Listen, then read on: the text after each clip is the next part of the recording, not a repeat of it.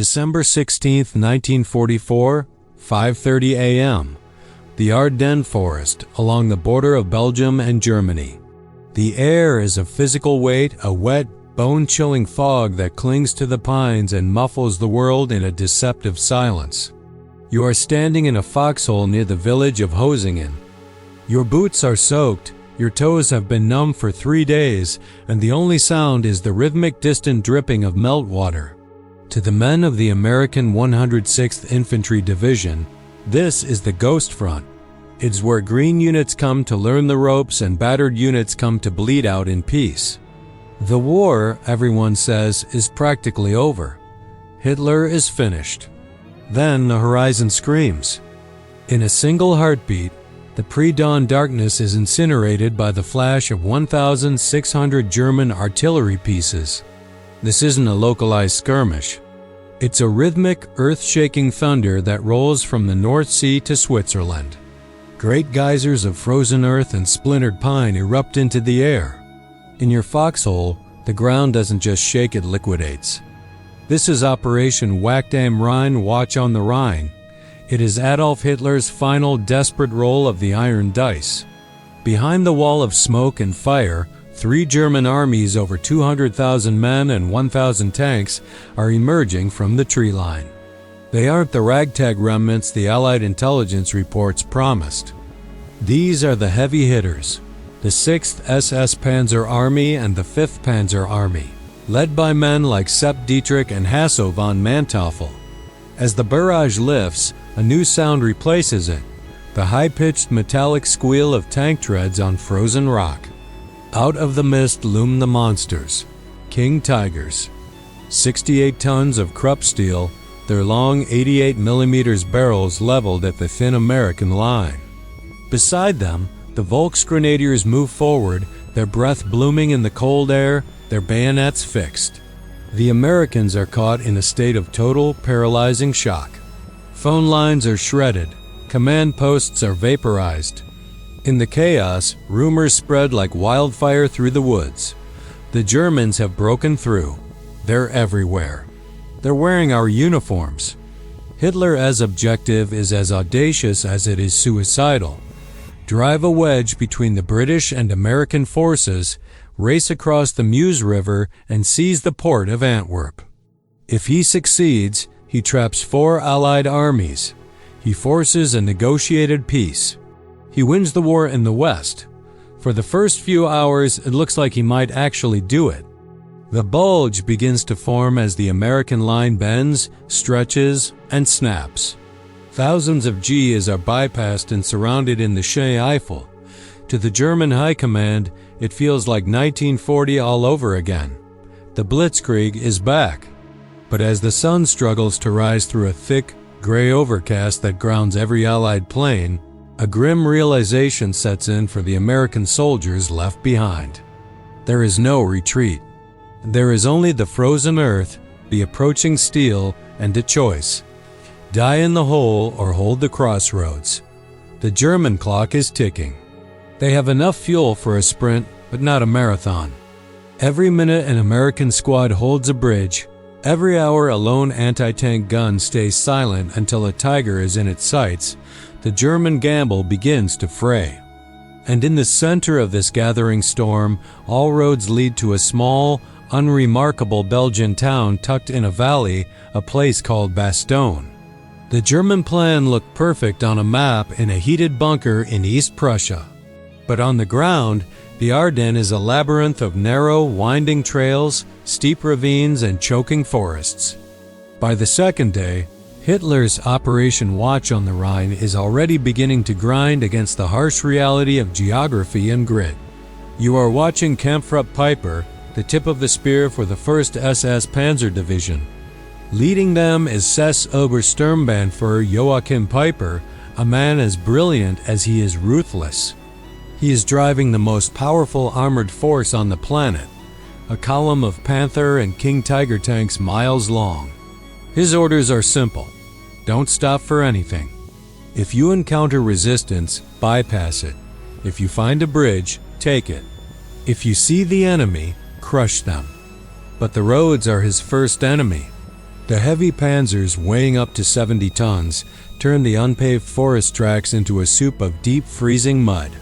When the mud freezes, it becomes jagged ruts that snap tank treads like brittle glass. Piper is frantic.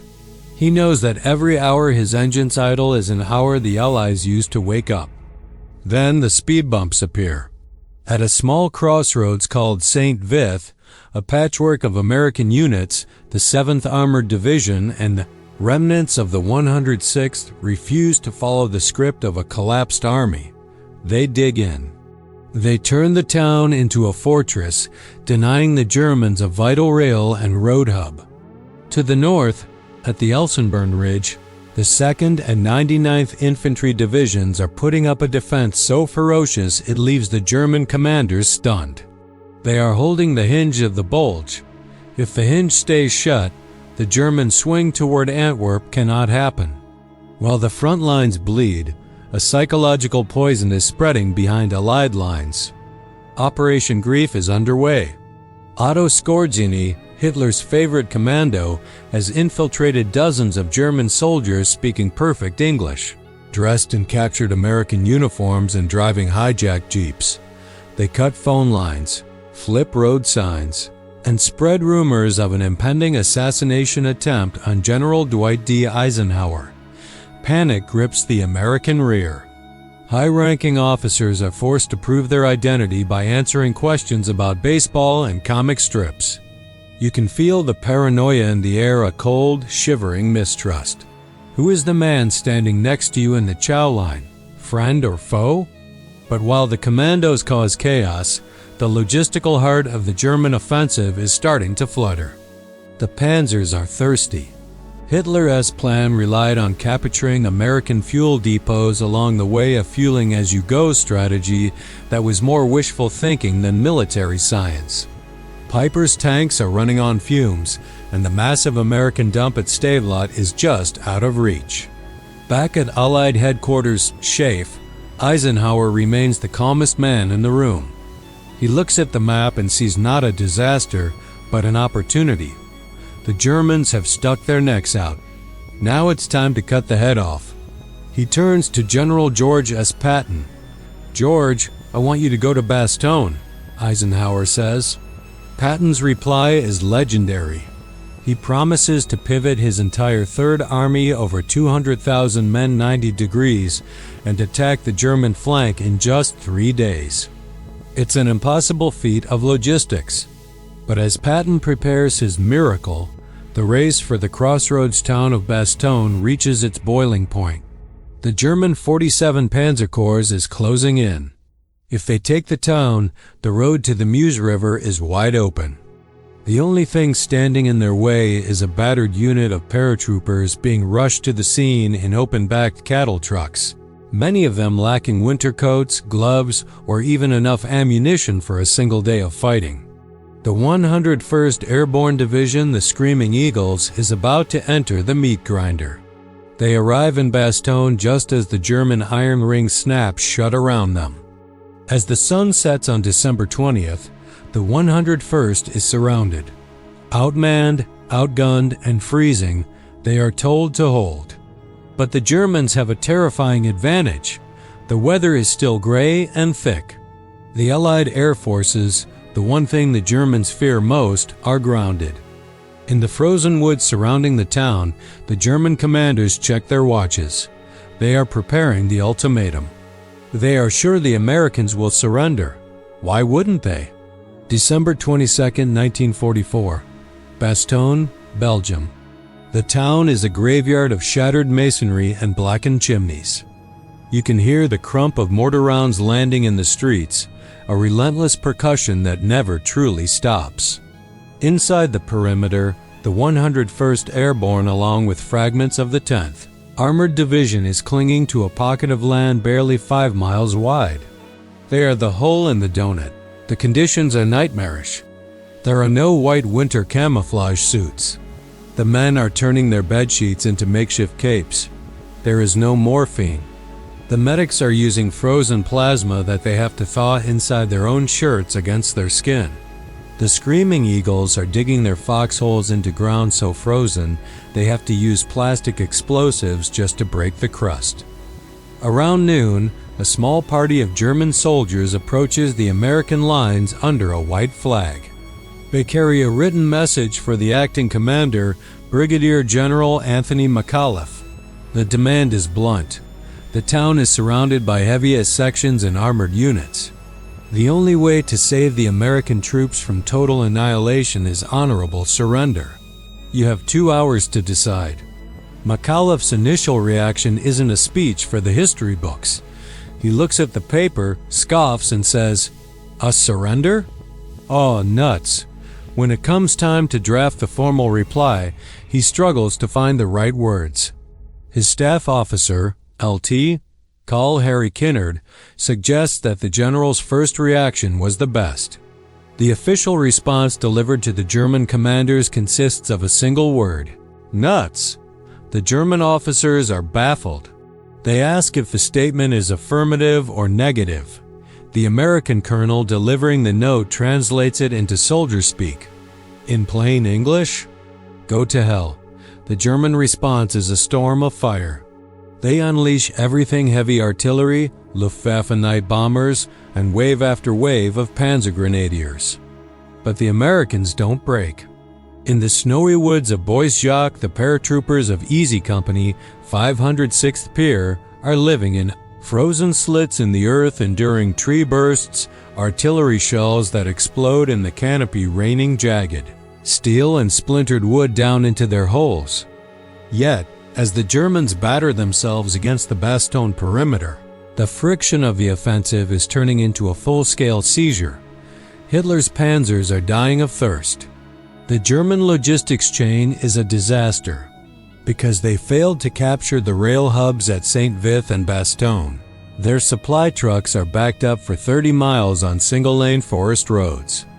They are burning more fuel idling in traffic jams than they are using to move forward. Then, on December 23rd, the Hitler weather breaks. The gray shroud that had protected the German advance for a week suddenly vanishes. The sky turns a cold, piercing blue. For the Germans, it is the site of their doom. Within hours, the air is filled with the roar of thousands of engines.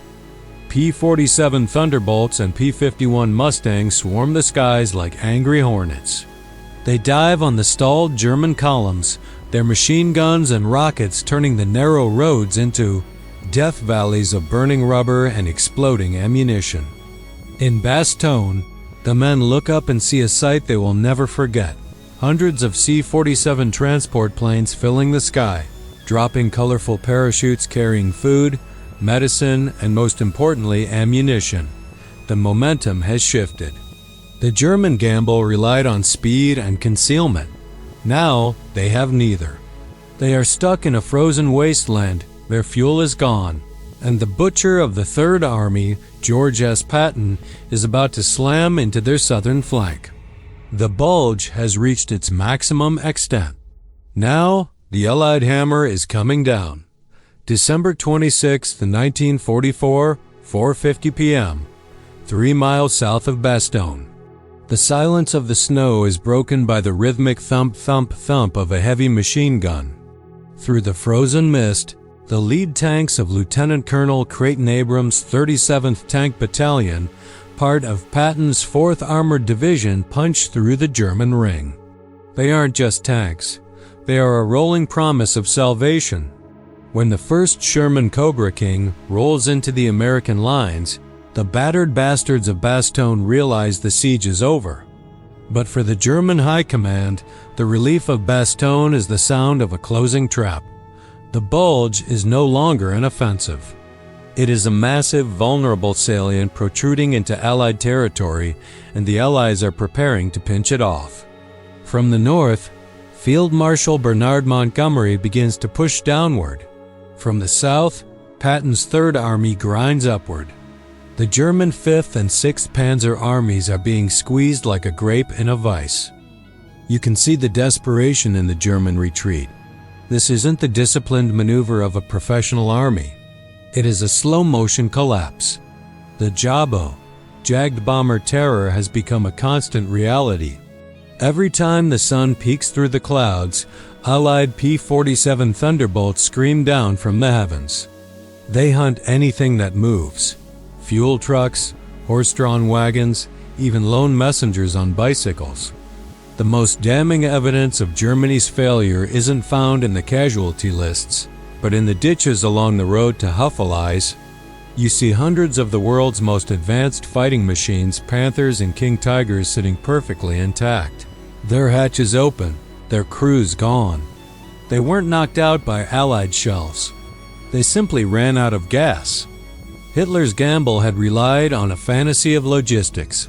He believed his troops would capture Allied fuel dumps to keep the engines turning.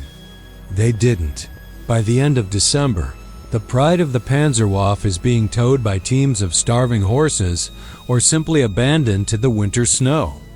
On January 1, 1945, in a final, frantic attempt to regain the initiative, the Luftwaffe launches Operation Bodenplatte. Over 800 German aircraft roar Allied airfields in a surprise low-level strike. They destroy hundreds of Allied planes on the ground, but the cost is catastrophic. The Luftwaffe loses nearly 300 pilotsmen they cannot replace.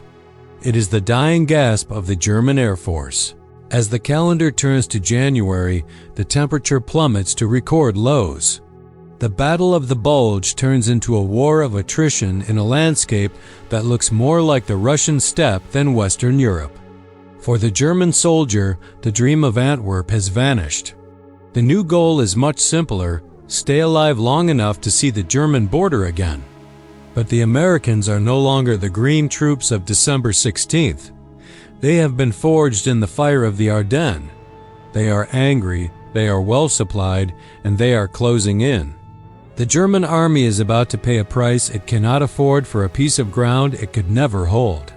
The final butcher's bill is being tallied, and the results will seal the fate of the Third Reich. January 16, 1945. Huffeleis, Belgium. The two arms of the Allied pincer finally meet. The 1st and 3rd American armies link up in the ruins of this small town, effectively cutting the Bulge in half. What was once a massive, terrifying wedge driven into the heart of the Allied lines is now a shattered remnant. The German retreat has turned into a desperate crawl back toward the safety of the Siegfried Line. But this isn't a clean victory. The Ardennes has become a landscape of nightmares. As the snow begins to melt under a weak January sun, it reveals the true cost of Hitler's gamble. You see the frozen statues, thousands of young men from both sides, preserved in the positions they died in, their skin turned a waxen gray-blue by the sub-zero temperatures. For Germany, the Battle of the Bulge was a strategic suicide note. Hitler had burned his final reserves of men, tanks, and fuel on a plan that relied on miracles that never came. The numbers are staggering. The Germans lost over 100,000 men killed, wounded, or captured. More importantly, they lost nearly 800 tanks. These weren't just machines. They were the last armored fist of the Third Reich. While the Americans could replace their losses thanks to the arsenal of democracy across the Atlantic, the German factories were being hammered into rubble by Allied bombers. Every Panther tank abandoned in a Belgian ditch was a tank that wouldn't be there to defend Berlin. The psychological blow was even heavier. The German soldier had been told that this offensive would turn the tide, that the decadent Americans would fold under pressure. Instead, they watched as ordinary GIs, cooks, clerks, and green infantrymen stood their ground in the freezing dark. The myth of the invincible blitzkrieg was dead. On the Allied side, the cost was equally grim. With nearly 90,000 casualties, the Battle of the Bulge remains the bloodiest single battle in American history. But the Ghost Front had done more than just survive. It had broken the back of the Wehrmacht in the West. As the survivors of the 101st Airborne and the 1st Infantry Division finally pull their frozen feet out of the mud, they look toward the east. The road to the Rhine is now open. The west wall is thin. The German army has no more reserves to call upon, no more grand offensives to launch. The Battle of the Bulge was the final paroxysm of a dying regime. Hitler had gambled everything on a single throw of the dice, and he had come up empty. The war would continue for 4 more months, but the outcome was no longer in doubt. The fate of the Third Reich was sealed in the frozen woods of the Ardennes. As the sun sets over the splintered pines of Bastogne, a haunting silence returns to the forest. The screaming of the rockets and the grinding of the panzers are gone, replaced only by the wind. The Bulge is gone. The end of the war is finally in sight.